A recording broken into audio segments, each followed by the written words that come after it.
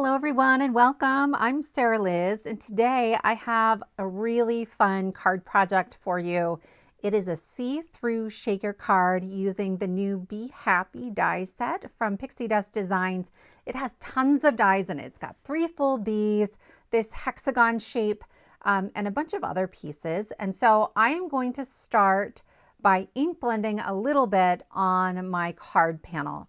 And so I'm pulling in some mustard seed and spiced marmalade, and I've just made a mark on my scratch paper back there to let me know where that die is going to go, so I know how far I want to ink blend. I want it to go just outside of where I'm going to cut my aperture from my shaker.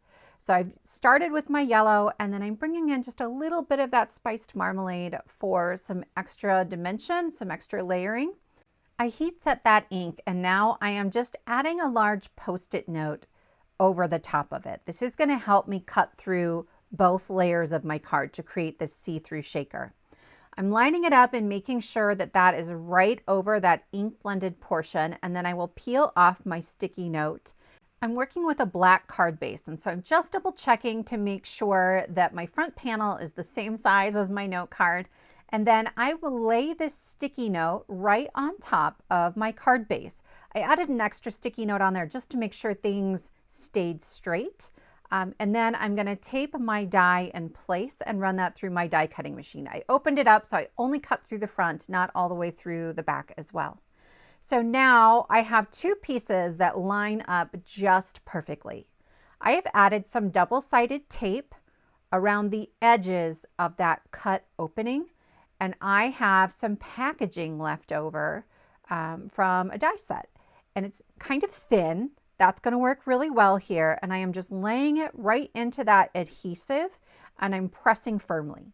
Once that is fully secure, and I know that acetate is fitting really well on top of my card base, I have added more double-sided adhesive right over top of the original adhesive. Okay? And that's how we're going to close up our shaker. In my little bowl, I have a mix of some yellow and orange sequins that came together, and then I have some bugle beads, like little tubey beads in black, that I have added inside just in those areas where I don't have adhesive, and then I will close this right on top of all of that. I used my little pokey tool to try to make a clean edge that lined up right with my card base, and that seemed to work pretty well.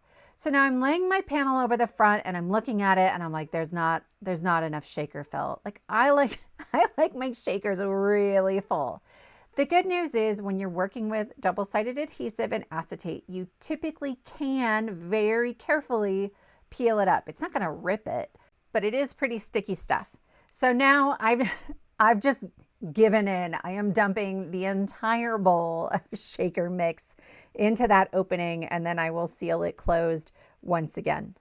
I have added more double-sided tape around the edges, and I'm also adding a little bit of liquid glue just to give me a tiny little bit of wiggle room, but I'm keeping that liquid glue a little further out than the tape. I don't want it to seep in and cover up the acetate, and then it gets kind of cloudy and yucky. I don't want that. So I have laid my white card panel on top of my black card base, and I have this little shaker piece sandwiched in between, and I love it so much. Then I cut out that hexagon hive pattern from some black cardstock that I backed with some double-sided adhesive. And that way it's really, really easy to add that onto the front of my card, and I don't have to worry about adhesive going everywhere. So I'm pressing that firmly, and I will just take my scissors and I will trim off the excess from the side very carefully. I don't want to create a hole in my acetate. When I go to add that same hexagon pattern on the inside, I'm using the same double-sided adhesive, but this time, instead of putting the adhesive on the back of the cardstock, I put it on the front, right? So I cut the die from the side that had that layer of double-sided adhesive on it. That way I can use the reverse image to fill in the back side of our shaker. You wouldn't have to do that. I just really like details like this. I like that it looks really finished from the inside as well.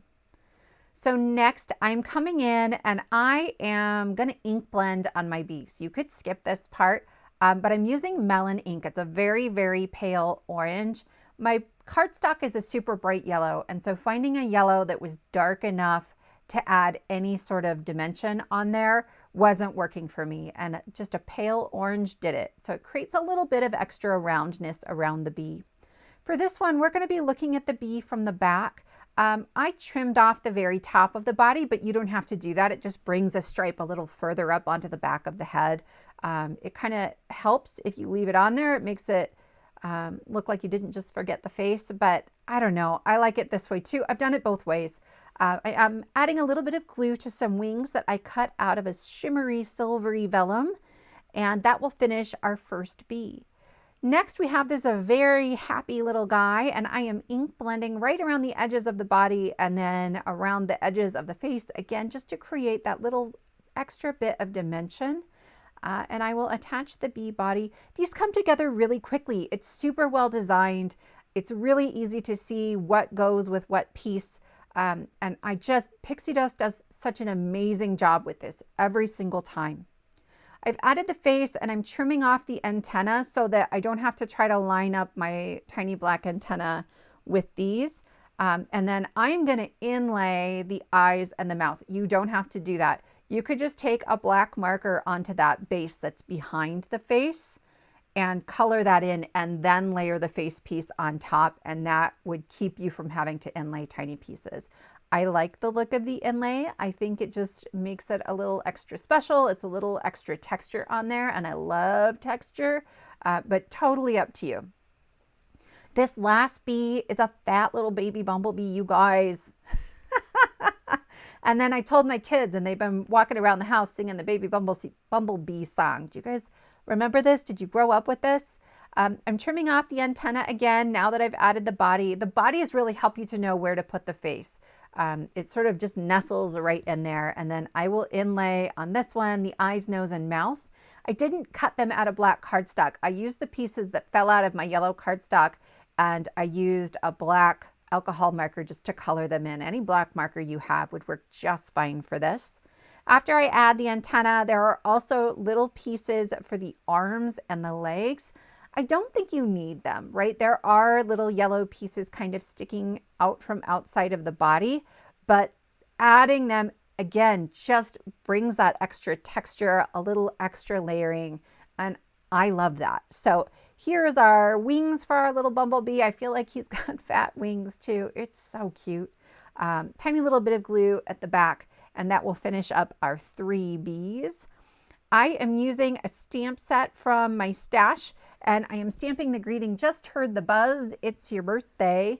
I am using a 3/4 inch strip of black cardstock, and I will just add some white pigment ink. I like that when I'm heat embossing with white, so that if the powder doesn't stick everywhere, the ink still kind of shows through. I don't have black showing through my greeting. And then I will heat set that. I have my greeting trimmed at an angle on one side, and then I'm just using the grid on my mat to make sure that I'm lining this up nice and straight. And I will add that to the edge of my card. I'm going to have my little baby bumblebee sitting right on top of him, right? Maybe it's his birthday. I don't know. I have a little bit of foam tape on the back of each of my bees. It's just some thin foam. I didn't want anything with too much dimension because I think I'm putting this one through the mail. And then I will add my other 2 bees kind of flying around my shaker beehive. I'm going to use my scissors, flip this over, and trim off the excess, and that will finish up my card. It is pretty quick and easy, but a different way to go about a shaker. I hope you like this card. I am just over the moon for these bumblebees. I love this die set. You're going to see a lot more of them from me. So please give this a thumbs up, consider subscribing, and I will see you next time.